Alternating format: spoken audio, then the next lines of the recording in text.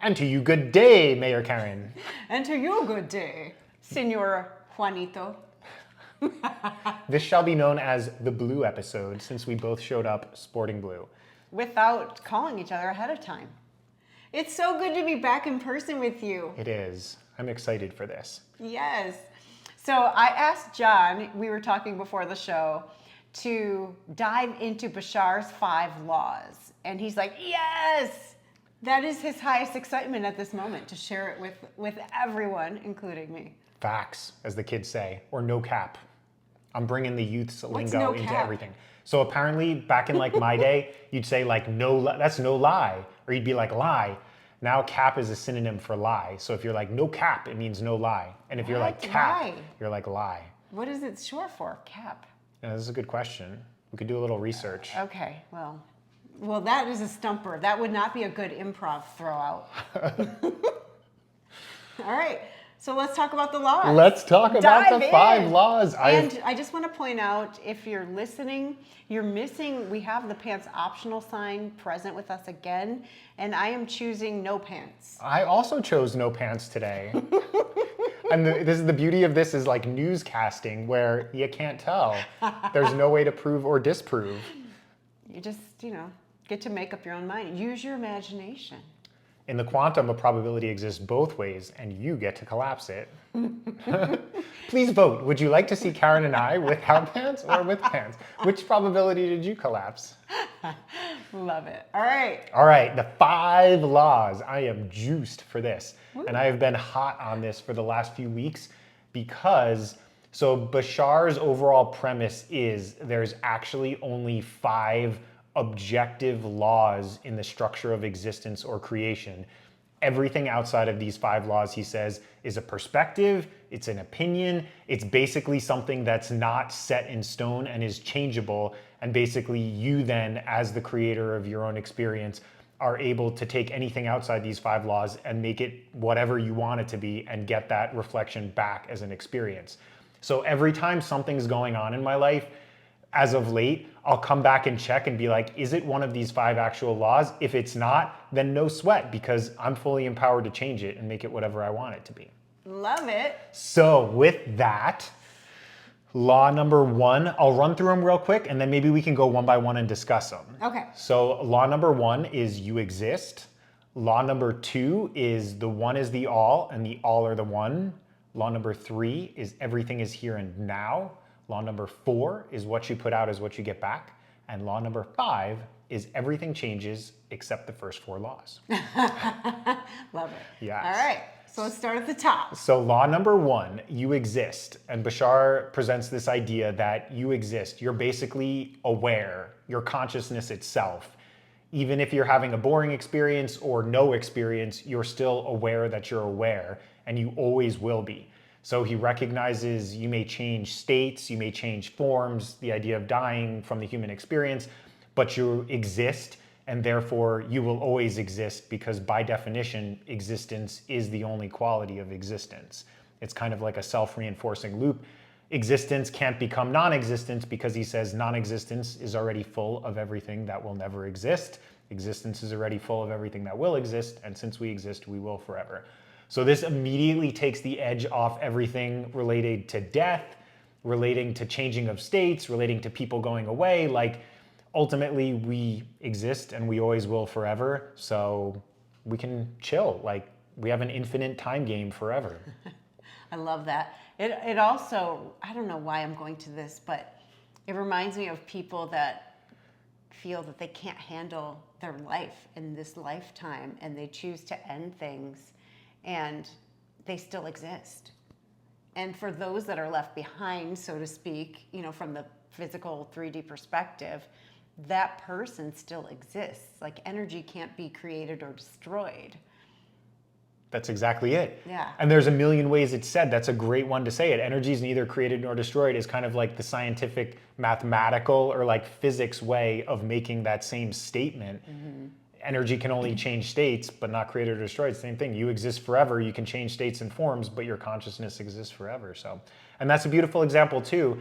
And Bashar often talks about things like suicide or death or things like that is everyone comes to the human experience with some general outline of a theme they're excited to explore. And he says that's kind of like destiny. But then he says once you've picked the theme to explore, it's kind of like a hallway. You can do whatever you want in the hallway. You can run, you can crawl, you can decide not to move anywhere. You can open every door in the hallway, keep every door in the hallway closed.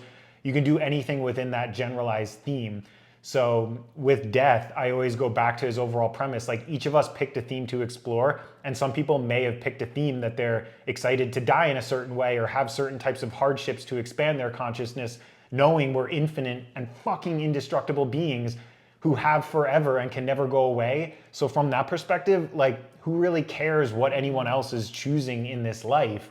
I love to like see them in the best possible state that makes me feel best. But ultimately, the greatest love is allowing them to have whatever experience they chose, knowing I don't actually know their experience, I only know mine. Yeah, and of course, the miracle says, I don't know what anything means or what anything is for. So thinking that I know what's best for another person is just nonsense. I mean, I can't know what's best for another person. They get to choose in every moment what they're experiencing and what meaning they're gonna make. What are they gonna say? Are they suffering or are they in joy? Yes. Oh, that's so powerful. And if we can, we'll hop ahead to law number 4 because you're hitting on it right now. And it's so powerful. Law number 4, what you put out is what you get back, is frequently referred to as the law of attraction, the law of assumption. It goes by many names, but it's basically that core premise that you are the sole governor and dictator of your own reality experience. And that idea from the Course in Miracles that I don't know what this means or this doesn't mean anything is Bashar's overall idea that the gift of life is that it's literally meaningless, and therefore it means you as the consciousness, the awareness, get to decide what everything means, and whatever you decide something means is the experience you get back. So if you decide the idea of someone disappearing in death is a huge loss, is a huge sadness, is the worst thing that could happen to me, in the idea of time, what's going to play out as a reflection which proves to you, I lost something very important. This was very sad. This was the worst thing that can happen to me. Reality will prove that to you. But if you decide, I'm going to have a new perspective and a new definition, I'm going to put out something different in regards to this circumstance because it's inherently meaningless. In time, if you decide this is benefiting me, this is great, this change is magnificent, this person's on to a higher consciousness, it opened up space in my life for other people that are maybe more aligned with me and my excitement to come in, ultimately in time, that reflection will come back. That's really cool. Yeah. I love all of that. And I was thinking, as you were speaking, that I've had these conversations with people recently about, the one woman, her parents passed away, and she said, I have a closer relationship with them now. Yes. Because they don't have those human constructs. They're not being assholes anymore. Yes. They are pure consciousness. They're back to formless. And in that place, or from that place, they are pure love. And they're communicating only pure love. I love What's that. better than that? There's so much more to gain, and there's so much.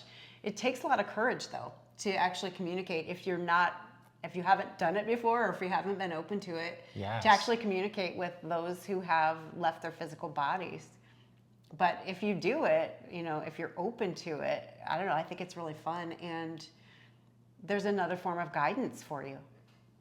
That's really cool. And a really good point too, outside of the personality structure that you know them to be in terms of their behavioral patterns and habits, they're literally, their consciousness re-expanded to that closer to pure unconditional love, perhaps all the way up to pure unconditional love. So they are their best selves for you in that moment they decide to leave the physical plane. So that's beautiful. Your relationship, if you choose it to be and define it to be, can be even more loving. Yeah, that's really cool and powerful. Very cool. And I've mentioned this several times before, and I'm excited to mention it again. Using Abraham's emotional guidance system as her core philosophy, your emotions are dictating if your perspective is aligned with your true truth or misaligned. You realize with the idea of death is one where you see the greatest swing of emotions, and frequently people choose to embrace the deepest, most non-preferred negative emotions about the idea of death. And it's their emotional guidance system saying, hey, you're looking at this in an out of alignment way. When you say they're gone forever, I've lost something huge, and you're wailing and crying in sorrow, it's your emotions saying you're way out of whack with what the truth of creation actually is. Yeah. So following those emotions and recognizing when I'm putting out happiness, when I'm deciding on a definition that makes me feel really good, it's my true north, my inner being saying, yes, focus on something in this way, because in time, you're gonna get a reflection back you prefer. And I'm really excited to mention here another Bashar topic, since we're hot on Bashar. Hold on one second. Oh. Let me add to that. Yes. Because I think we get to expand on the Abraham thing. So my understanding of the emotions is when you are believing something that is out of alignment with your true being, your true self, you will feel non-preferred emotions. You might feel anger, fear, or any of their derivatives. So when you pay attention to your emotional state, like how am I feeling about that? You know, when I do this thing or believe this thing or feel this, if my emotions are reflecting back to me something I don't prefer, then I am engaging in something that is not true for me. And it's like, stop, drop, and roll, man. Like, remember the old "you're on fire" things? So yes. Stop is like, notice the emotion. Like, when you notice it, immediately stop. And then drop into your heart and say, is this true for me? Is this really true? Or am I believing a lie? Because remember, right in the middle of that word belief is that 3-letter word, L-I-E. Lie, baby. It's a lie. Beliefs are not facts. They're just thoughts, as Dr. Joe would say, that we continue to think over and over and over until we no longer think them. We just believe them. And we think that they're true for everyone. And if they were true for everyone, everyone would have the same experience. We'd all be homeless or we'd all be billionaires. And clearly that's not the case, right? Yes. So stop, drop, and roll. So when you drop in your heart and you're like, is this true? Or what is true? Like, ask some better questions that get you better feelings. You know, what's the Bashar question? What would I have to believe? Is true. Is true. In order to feel this way in this circumstance. Yeah, exactly. So ask that question.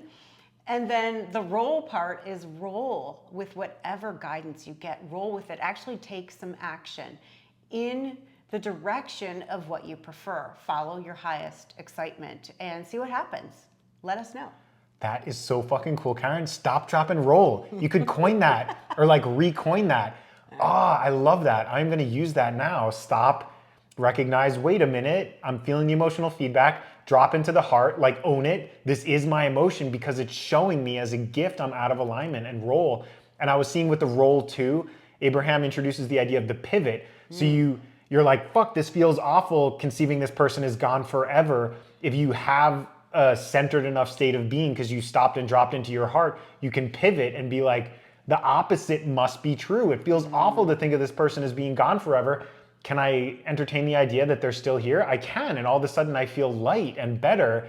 So like rolling it is like pivoting it too. You're like inverting it 180 degrees to find that new belief system and recognize, even if the reflection doesn't come immediately because we're playing a game of time and time lag, consistently pivoting, choosing the new direction, it will ultimately be reflected. Or as Bashar says, if you know you're infinite indestructible because of law number 1, who gives a shit if an illusionary reality ever reflects it back to you or not? I know the truth is everyone's always here forever, which is the second law we can hop into.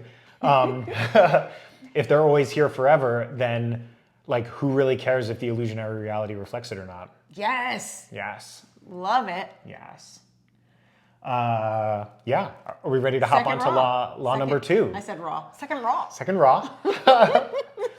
Actually, wait, I wound up going out of order, but let's go to law number 3 because I just mentioned it, and that is everything is here and now. The order of the laws doesn't really matter. But it's right. Fucking now. Boom. So the core idea of everything being right here and now is, as Bashar says, literally a literal statement of the structure of existence. Everything exists right here, right now, in this present moment. It's simply the frequency that you're putting out that dictates the experience you're having. So kind of similar to quantum physics and Dr. Joe suggesting every reality exists as a potential right now and your focus on it collapses it. The same idea, everything is existing here and now. You're just not necessarily experiencing certain things here and now because you've locked into one frequency to get that experience. Imagine how overwhelming it would be if you could have instantaneous access, or we're like accessing every potential reality right now. Bashar describes the different levels of consciousness up to the all that is, which is what we call God, but basically it's everything. And at that level of consciousness, it's experiencing literally everything simultaneously because the consciousness is so big it can handle it.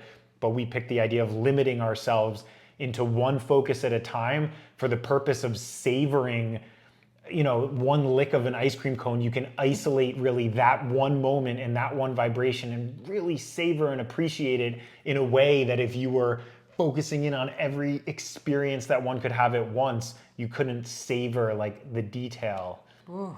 And I love how Bashar describes it as you have a television. Remember the old televisions that had the dials? And there are all these channels, and they're all existing at exactly the same time, but you turn the dial and you choose which one you're going to tune into. It's the same thing. It's like everything is existing all the time at the same time.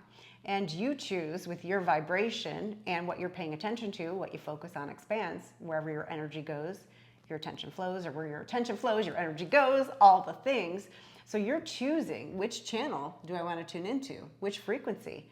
And you can do that in so many ways. You can tune into the frequency of love. You can tune into the frequency of opportunity, to abundance, to a certain person.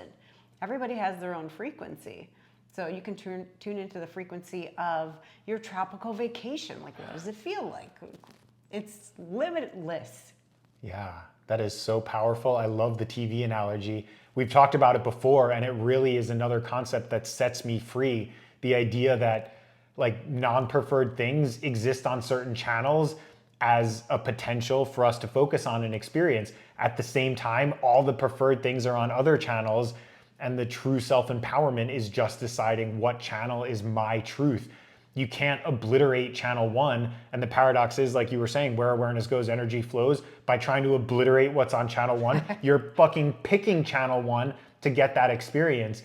It's so like empowering to understand what's actually happening here finally, because so much patterning in society is the idea of like the war on drugs, the war on poverty, the war on whatever. And as Abraham says, how well are all those wars going? Don't you realize anything you fight causes a focus upon it and creates more and more and more of it?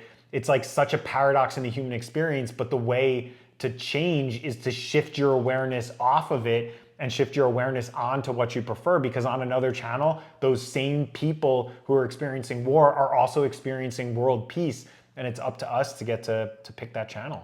Yeah, and I believe there's a tipping point. Like the more of us that pick those higher frequency channels, there's like a tipping point where everybody's gonna go that way. And I'm all for it, man. I wanna be part of that revolution. Hell yeah. It's gonna happen in our lifetime. I'm positive. I already see the trajectory going in that way. Yeah. I bet in the next 20 years, there's literally, at least on the version of Earth I'm picking, there's gonna be peace and heaven on earth exploding. Yeah. So who's with us? Who wants to be on that channel? Come that with us. Frequency. If you prefer, or Let's not. play. Yes. Those who want to play, please if come that's with. of your highest excitement. Yes. Law number 2 is the one is the all, and the all are the one. And again, some of these laws sound kind of like proverbs in how they're phrased, but I love Bashar because every time he explains something, he goes, I'm not giving you a proverb or a philosophy for life. I am literally describing the structure of existence to you. This is 100% literal. So the idea of the the one being the all and the all being the one is that overall idea that we are literally all the same consciousness. We're all the same thing. We're all God, just experiencing itself from different perspectives. So the idea of thinking there's a separate person is what the experience is as a human in a 3D reality, but that's just the experience. What's actually happening within the structure of creation is source or God or all that is split itself into multiple perspectives, and we each get to carry one of those perspectives, but we're essentially looking back at ourselves. So if someone did something to you on the outside, they didn't do anything. I sent out a vibration. What I put out is what I got back, thinking I'm a victim or thinking life's not fair or some vibration suggesting that someone can do something to me or is going to do something to me. And in the unconditional love that reality is, it says, no problem, source, here you go. Here's that experience of being victimized. So you can take so much power from that. And it's so easy to love and give when you realize I'm just loving and giving to myself and forgiving myself. Yeah. Oh, so good. And I love, there's a book I study called The Way of Mastery. And The Way of Mastery describes the all as the ocean.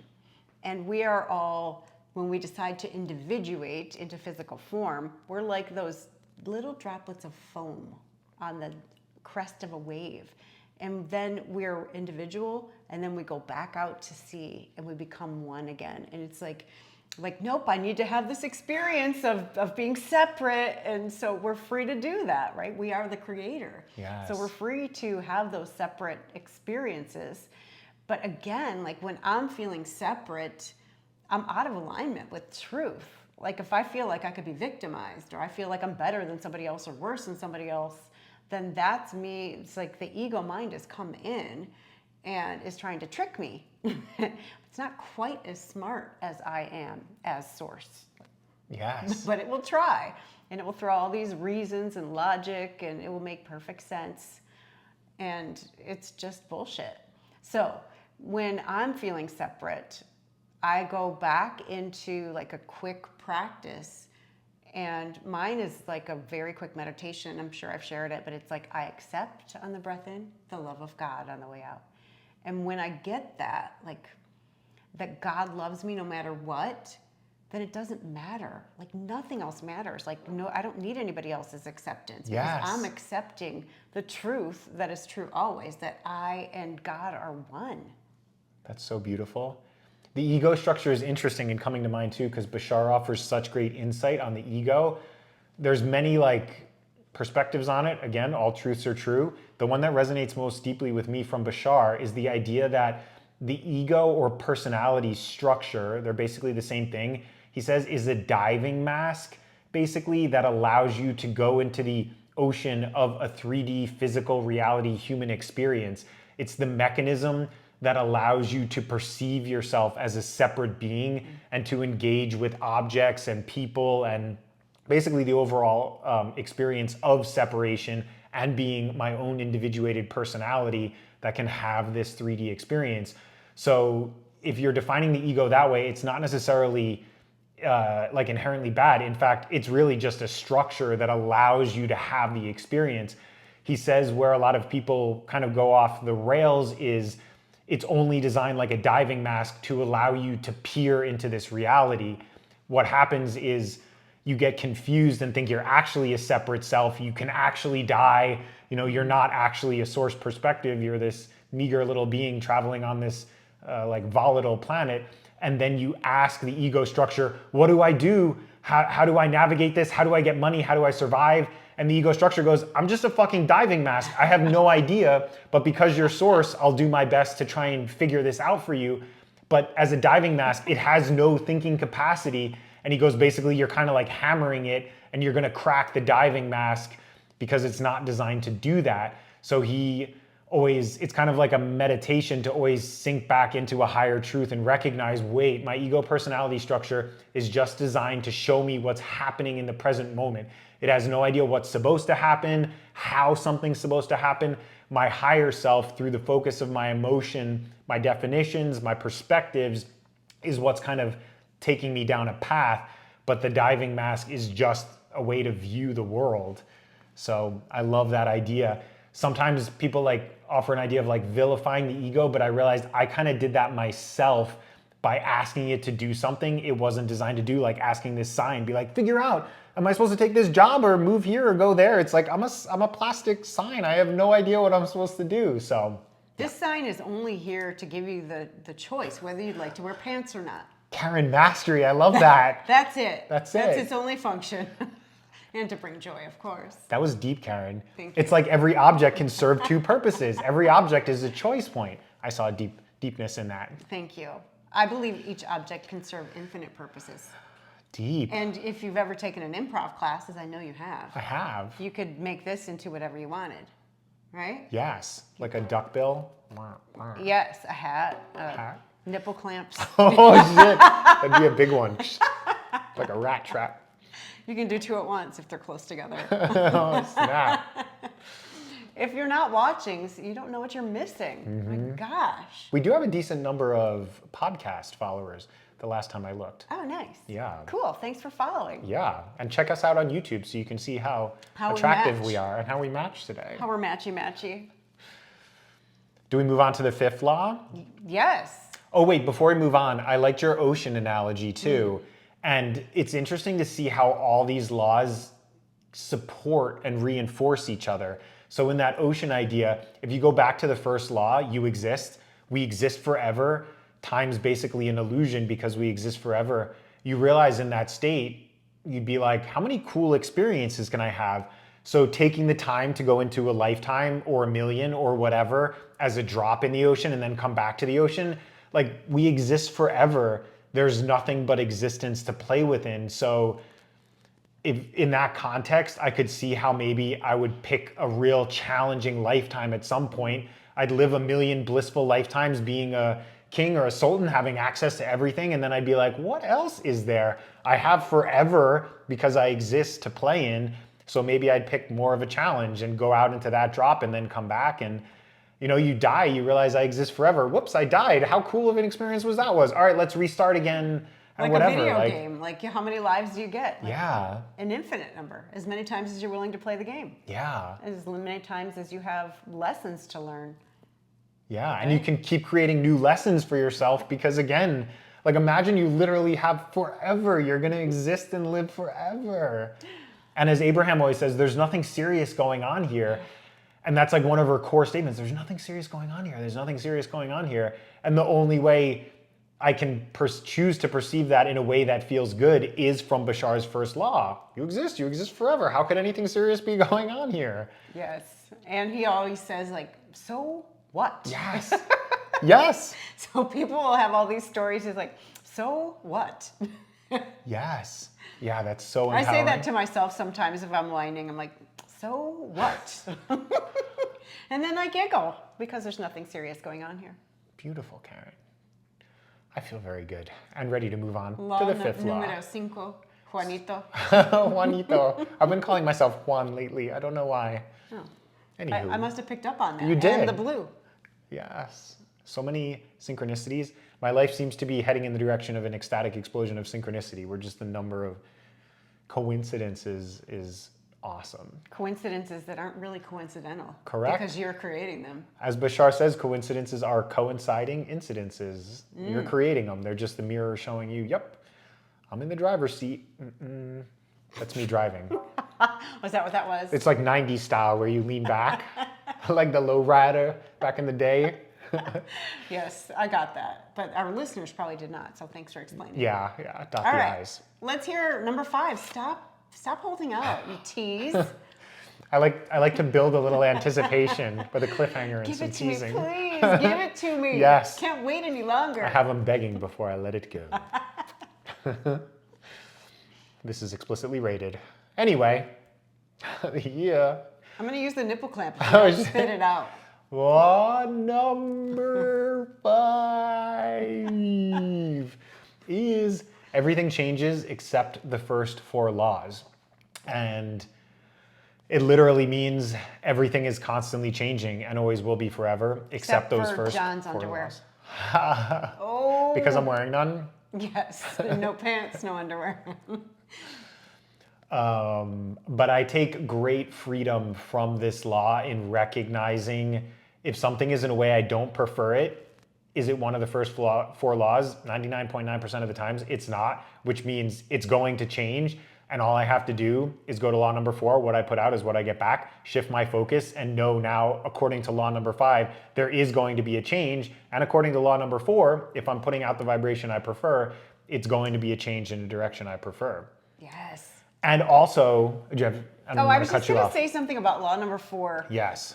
I've mentioned this before, but one of the places that I practice that's easy for me to practice is during yoga, because I do hot yoga and there are a large number of savasanas between postures, so the rests. And during that, it is like so easy for me to just open my heart and start sending love out and just seeing everyone in that room like covered with this love blanket, and just I imagine them feeling it like, what is happening? Why do I feel so good right now? Like, I'm in hot yoga. Why am I feeling so loved? And that just brings me so much joy. So where is some place you could practice that's easy, that there's like a built-in place, a pause? Maybe when you brush your teeth or when you're going to the bathroom. And it could be anything simple that you do on a regular basis.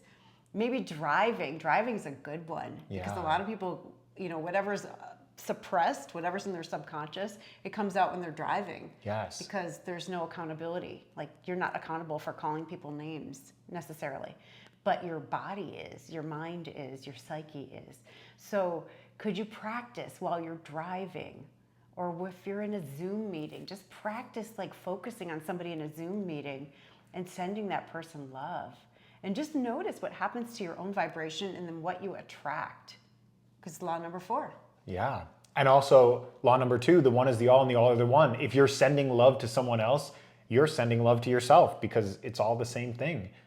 All these laws like reinforce each other, which is so beautiful. And I'm all about the practice. Like, this is all great to hear. Who gives a shit? It doesn't matter if you're not putting it into practice. So make a decision, like choose to put this stuff into practice. Don't take our word for any of it, because you are the scientist and you're the creator. So try it out. See if it creates something different for you, something that you actually prefer. That is awesome to recognize it's time to do it. And recently I found myself in a few challenging situations. Bashar has this great phrase, circumstances don't matter, only my state of being matters. And he's like, this is a way of explaining to the ego, the diving mask that maybe has been given too much responsibility, in a way it can understand and you can understand. Oh, right, like the circumstance I'm experiencing right now doesn't matter. Only my state of being matters, because what I'm putting out in terms of my state of being is what I'm getting back. And he recognizes the term matter is intentionally phrased that way. Circumstances don't matter in terms of like physical form matter. Only my state of being matters, because my state of being is what's going to draw in time, in my future, the like next physical matter to me.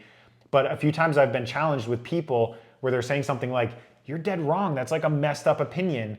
And I like stop and I'll literally say out loud, circumstances don't matter, only my state of being matters. My highest excitement is to love you right now. I understand you disagree, and I'm still gonna love you, and say nothing more, place no more focus on it, and see what happens. And like the crazy energy, a lot of times just like, it like drops off and they're like, all right, I gotta go. Or like the topic will change and I'm like, whoa, like it might seem weird to say that to someone, but like I exist forever. And like what I put out, what I get back, like let's play with some of this shit and see what happens when I say weird shit. Always through a lens of seeking the best feeling emotion, recognizing what I put out is what I get back. You can go out and do a bunch of jacked up stuff, but if it doesn't feel good, that's gonna get reflected. But playing in weird ways with positive feeling things. Yeah. Oh, that's awesome. And if you're not fighting against somebody, there's nothing for them to resist. And so the resistance drops. Yes. It always goes back to that highest truth. What I perceive Bashar's highest truth to be is reality is literally a mirror. It's a mirror of yourself. So if you decide not to put any more resistant energy into someone, it's not going to be reflected back. But the paradox is, it's funny when you get into an argument, even if it's a peaceful argument with someone being like, your perspective is wrong. If you're telling a mirror your perspective is wrong, the mirror has to go, well, your perspective is wrong. Like there's nothing else a mirror can do. It's a mirror. So seeing the humor in that, when I realized, oh, thank you for showing me, mirror. That's what I'm putting out. And then shift, all truths are true. I'll even say that out loud to a lot of people. They'll be like, the world's fucked up. The economy, the this or that. I'll be like, all truths are true. We did another episode on this, right? All truths are true. Your truth is valid. Enjoy it. Love it. And thank you. I'm now excited because you're showing me more clearly what I'm not. My emotions are now reflecting to me, hey, that's not your truth. Shift focus, like there's plenty for all. Well, shit, that feels much better. That must be my truth as opposed to shortage consciousness.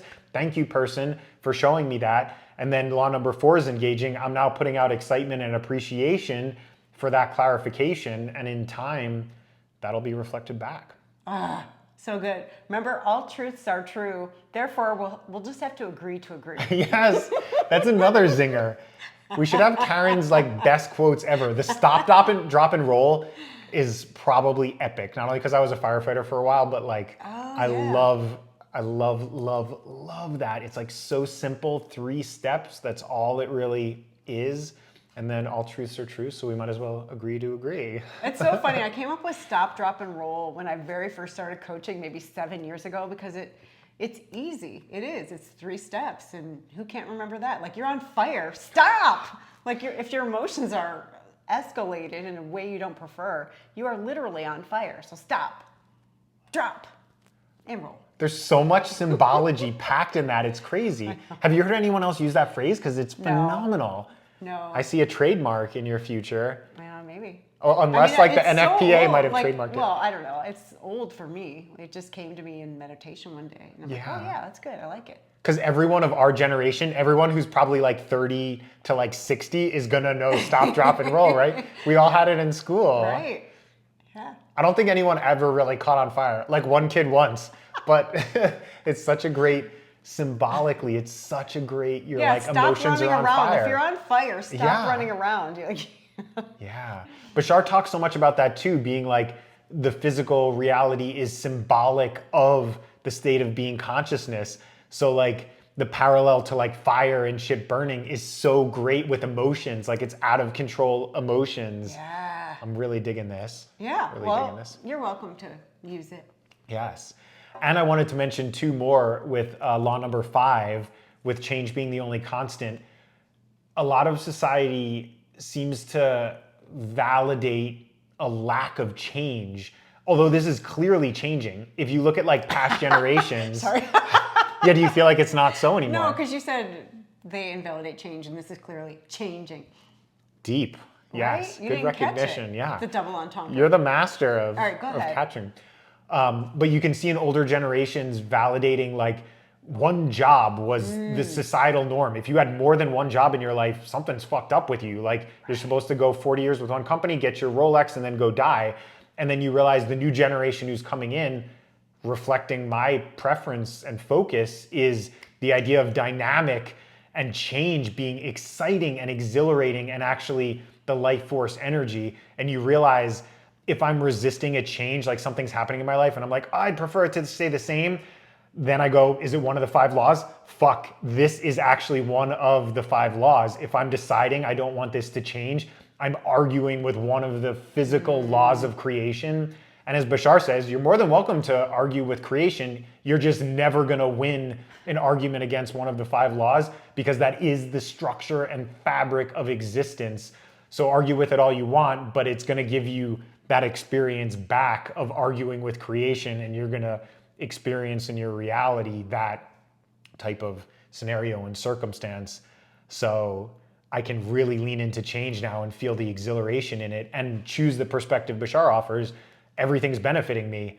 Everything that happens is benefiting me because what I put out is what I get back. I decide in this moment it's benefiting me. Even if I don't get that reflection back from the 3D reality, who gives a shit? I'm the creator of my own reality. I decided it's benefiting me, and I'm gonna carry onward, focusing. Yeah, and then you're just open to seeing how it's benefiting you and allowing it to surprise and delight you. Like, wow, I never could have predicted that it would benefit me that way. Yes. You can't. When you're in the midst of something that seems like you don't prefer it, and then you assume the perspective that this is for me, then waiting to see, like just like a little kid, like on Christmas morning, you're like, okay, let's see how this is going to benefit me. And you're just excited to see what that's going to turn out. It's so much fun. And it certainly beats the alternative of like, woe is me. Yes.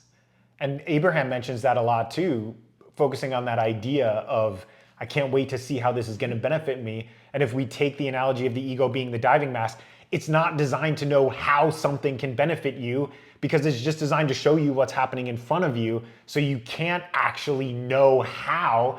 That's the excitement. That's Dr. Joe's unknown. Trust in the unknown. Trust in the change. Be excited knowing whatever happens in my reality is benefiting me. So I don't give a fuck what happens. There's such power in that. Who gives a fuck what happens? Everything that happens is benefiting me. I don't need to know how in time it's going to be reflected back to me.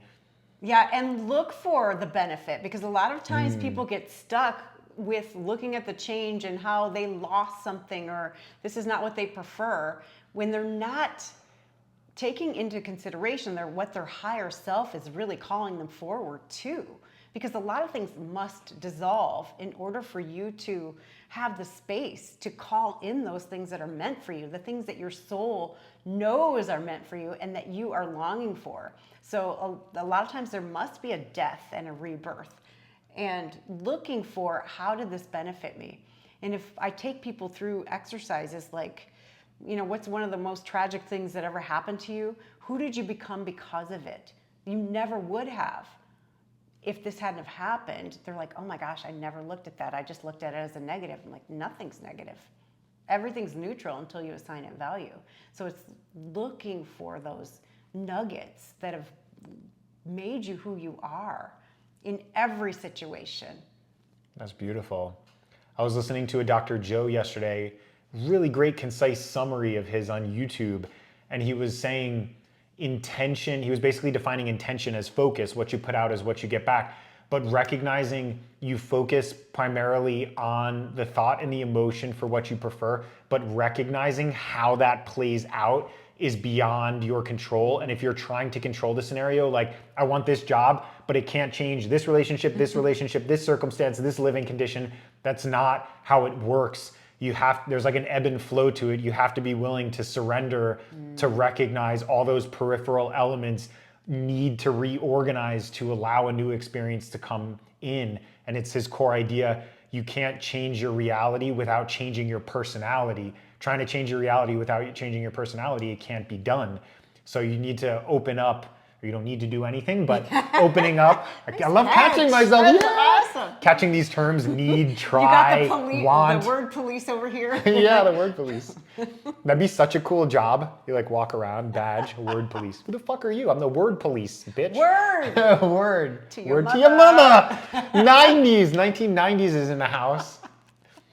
I was trying to explain that to, I think, my niece recently, who's 15, and I was like, remember like your mother stuff? And I was like, oh wait, you're so young, you wouldn't. I'm like, do kids still say that today? Like, your mother is the biggest insult? And she's like, what the hell are you talking about, Uncle John? I cannot understand anything you're saying. And I was like, oh, I guess it was a 90s thing to always bring your mother into it. Yo mama. Oh my gosh.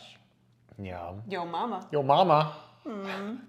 Feeling good, John? I'm juiced up. Oh, this is so good. I love it. I'm really appreciating our podcasts lately because I'm recognizing what we're doing is my highest excitement, and that's generating the emotion and the state of being that I prefer to be in. The topics are almost coming to back up and support the chosen emotional state. And I realize like the facts almost mean nothing. The emotional state is everything. That great quote by Einstein, imagination is more important than knowledge. Like, I love that. One of the smartest guys, or what most people consider the smartest guy who ever lived, is saying imagination is more important than knowledge. Like, stop and think about that. Yeah. And if you think about how that correlates with what Dr. Joe teaches, we create our reality with our thoughts, and our thoughts come from our imagination, right? Yes. So it's all connected. Yes. Anything you can imagine and focus on long enough will wind up being substantiated as a fact by reality. We like had it backwards, thinking facts dictated reality or dictated like your focus, but your focus can actually bring new facts into existence. And it seems like science progresses in that pattern, right? People believe like, well, the world's flat because we walk around. What else could it be? And some guy's like, no, I think it's round.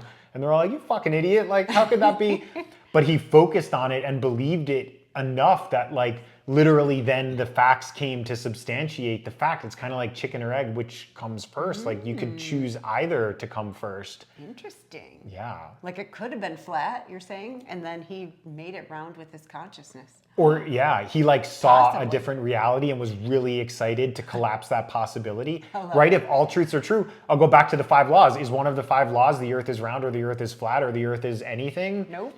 So I'd say it's a chosen perspective that you could focus anything into. You could probably fucking make it a square if you wanted to, a cube. That would be awesome. A Rubik's Cube. Yes.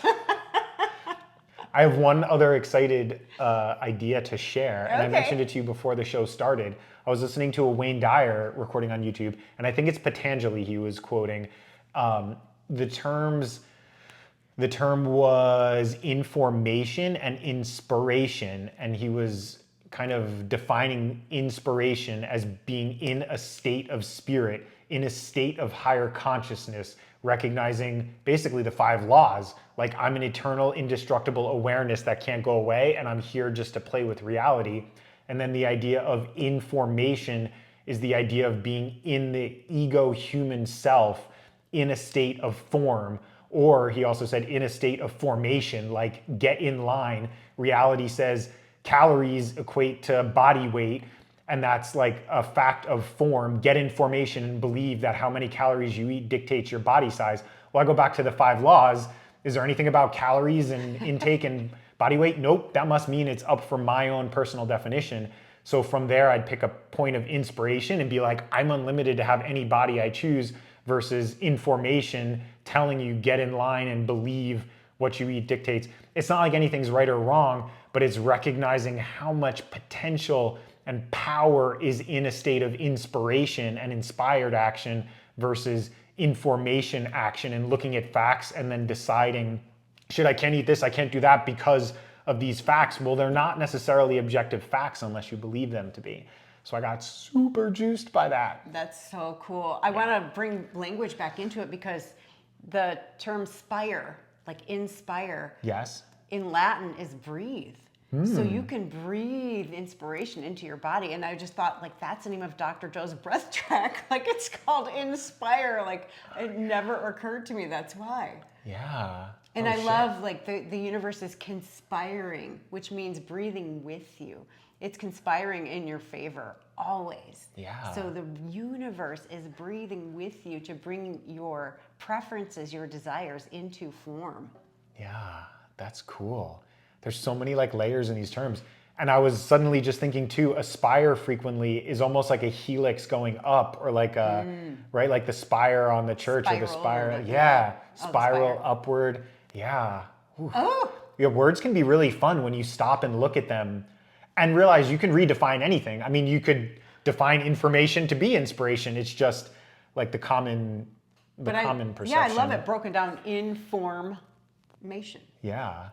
And it totally frees me, because I used to be, or a past version of myself used to always be like, I need to look at the objective facts and then decide based on it. Nothing wrong. It's just a very human, very limited human experience. You're deciding in the moment that's a fact, when in fact, it's not a fact. I mean, I can make it a fact that that is the only fact, but the higher truth is I must have the ability to decide whether it's a fact or not, to actually decide that that is a fact.